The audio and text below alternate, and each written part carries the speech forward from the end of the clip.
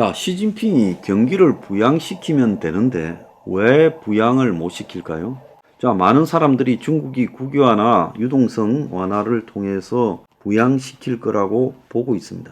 그래서 중국이 이 소극적으로만 대처하고 적금리를 0.1% 인하한다. 또 중국의 금융기관들 보고 주식을 사라.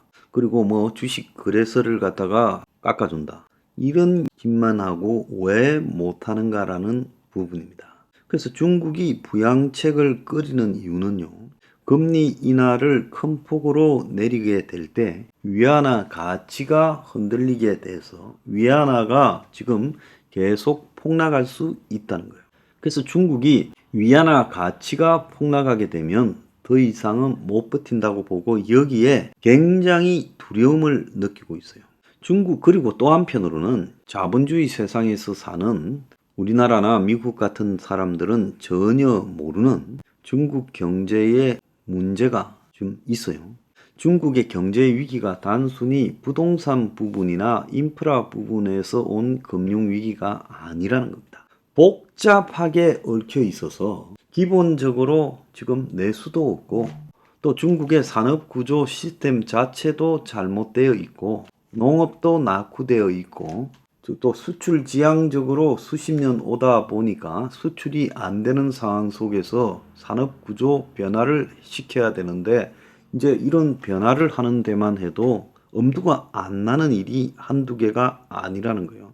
거기에다가 사회복지는 없는 상황이고 그래서 하나를 해결하려면 다른 문제가 또 생긴다는 거예요. 그래서 중국의 지금 부동산 기업 디폴트 상황에서 보면 중국 정부가 한 기업을 살리려다가 부채 미상환이 연쇄적으로 발생하여 다른 데도 우리도 살리라 우리도 살려다 이렇게 되면서 감당 못할 일이 벌어질 수도 있고요.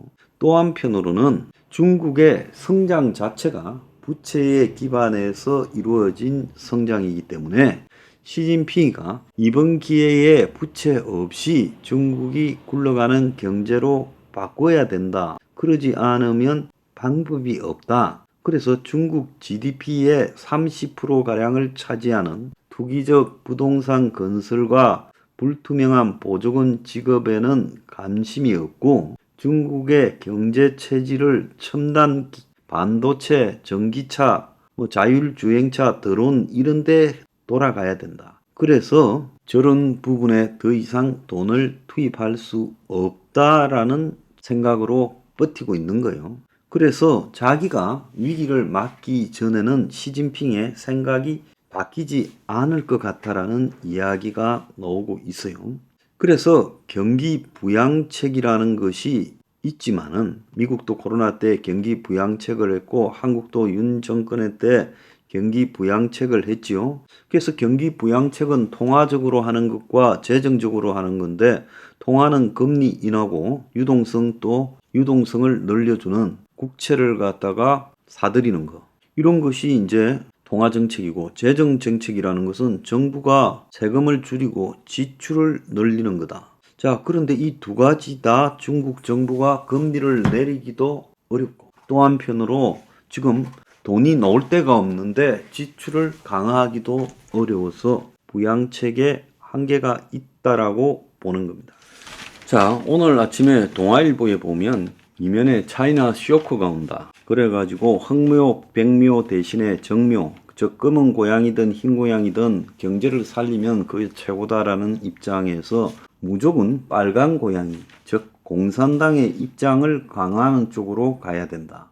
시진핑이 지금 그가 3기 집권에서 황제가 된 이후 반서방 반소비 정책을 갖다가 펴고 있어서 이게 지금 경제 위기에 심각한 걸림돌이라는 거죠. 그래서 획일적인 제로 코로나, 성장보다 분배, 자 이런 식으로 가고 있고 미국하고도 패권 경쟁을 본인이 의도적으로 벌려가고 있어요. 자 이런 상황에서 외국 자본이 빠져나가면서 활력이 떨어지고 투자를 얼어붙게 만든 건 시진핑 본인이다라는 그런 이야기가 나오고 있고 지금 중국의 이 경제 관료들이 거의 시진핑의 송금 없는 따까리들이라서 유능한 경제 관료들이 다 사라졌다. 그래서 리커창 같은 그런 경제학 석박사 베이징 대학 이런 총리 같은 인물이 없다라는 거예요.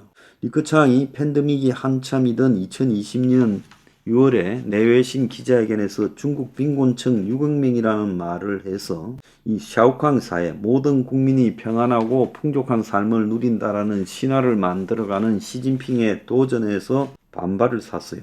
자, 지금 총리하는 리창이라는 이 친구는 상하이 봉쇄를 통해 가지고 마이너스 성장을 했지만 시진핑이 시킨 대로 봉쇄를 잘했다고 해서 인정을 받았다는 거예요. 그래서 빨간 고양이의 충성을 바치는 중국의 관료들 사고방식, 이런 것들이 지금 중국 정권의 위기관리 능력이 한계에 올랐고 중국 경제가 내리막길로 접어들면서 그동안에 이제 감추어졌던 성장에 관한 문제, 청년 실업에 관한 문제, 그리고 미국과의 충돌에 관한 문제들까지 던져지면서 한꺼번에 이렇게 나빠지고 있는데 체질 개선이 될 거라고 저는 보지 않아요. 지금 청년 실업률이 나빠지니까 실업률을 공개 안 한다. 통계 자료를 차단 은폐해서 국제적인 신뢰를 잃었다 하지 않습니까? 그래서 갈수록 중국 정부의 불투명성이 더 강화되고 있다는 거예요. 그래서 서방 기업들은 중국 경제가 침몰로 타격을 입기 시작했다. 하반기에도 회복이 요원하다라고 보고 중국과의 사업에 대해서 이제 회복세가 미미하다라는 게 아니라 회복이 어려울 거라고 보고 있다는 겁니다. 그래서 중국 경제 지표가 갈수록 악화되고 중국 정부가 쓰는 부양책들이 다 은발의 오줌 누기밖에 없을 거고, 자, 중국 정부 역시 대규모 부양 카드를 쓸 여력이 없기 때문에 주저하면서 하반기에도 무너져 갈 거다. 중국인들이 자녀 교육에 엄청난 투자를 했는데 청년 실업률이 사실상 절반 50%에 육박할 거라는 추정이 나오고 있고, 그래서 중국인들이 지금 정부에 대한 불만이 가득 찼고 미래를 암울하게 보고 있고 희망을 가지지 않는다는 거예요. 중국의 이 부진이 엄청나게 오래 갈고 그것이 결국은 구조적인 붕괴로 이어지면서 회복되지 않는 상황으로 갈 거다. 이렇게 지금 이야기까지 나오고 있어요.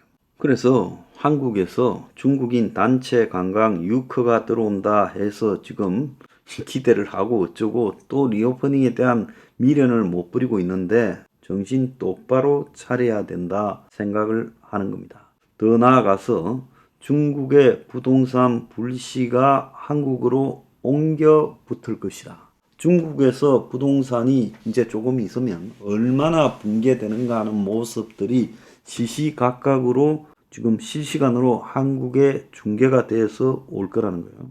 자, 그럴 때 그 모습을 바라보는 한국 사람들이 어떤 생각을 하겠어요? 그래서 중국의 부동산발 불시, 금융하약고가 한국으로 옮겨 붙을 거다라는 지금 언론 보도도 있는데 중국의 금융으로는 벌써 옮겨 붙었고 이제 이게 한국의 부동산으로도 옮겨 붙을 거다. 자, 이게 이해가 잘 안 가죠.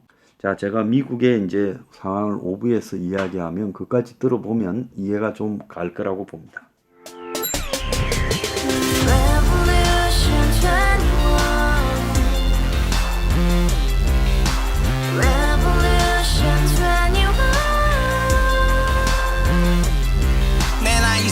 월세 30 코인빚만 300 서울에 온 지 벌써 10년 아둥바둥 버텼지만 여전히 난 반지 하에 제왕 곰팡이 연문제약 내비랑 깡통망통 완전히 폭망 고시원 창문만큼 작아진 내 꿈 연애 결혼 내 집 모든 게 헛꿈 1년 전 떠난 여친 울면 말했지 같이 써봤자 평생 가본 게 꼬꼬꼬라지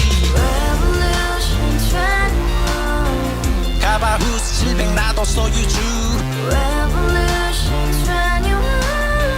가바후스 700 나의 소유주 택시기사 우라부지 마트 캐셔 울어문니 우리 집안 다 털어봤자 후줄 그래 개선민 내 미래 거기서 팍 끝난 거지 팍 더 이상 노력 따윈 괴물이 스펙 찾아서 말리 비오는 날 알바 잘려 맨날 학원 날 개쳐 발려 밤비 내리는 양화대교 홀로 걷고 있을 때 현수막에 아로 새겨진 평당 700짜리 아파트 다같이 소리 질러 혁명 21 Revolution 21 카바우스 700 나도 소유주 Revolution 21.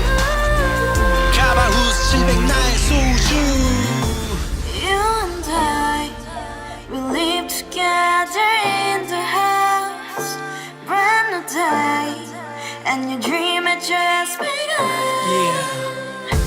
Revolution 21, only open happiness. 너의 곁에 내가 영원히 봐봐 지금까지 정치인들 입만 열면 찝찝찝 개소리 멍멍멍 쳤다 하면 뻥 잘난 부모 만나 잘난 학교 나오면 뭐 하나 우동살이 꽉 찬 대가리 깡통 소리 텅텅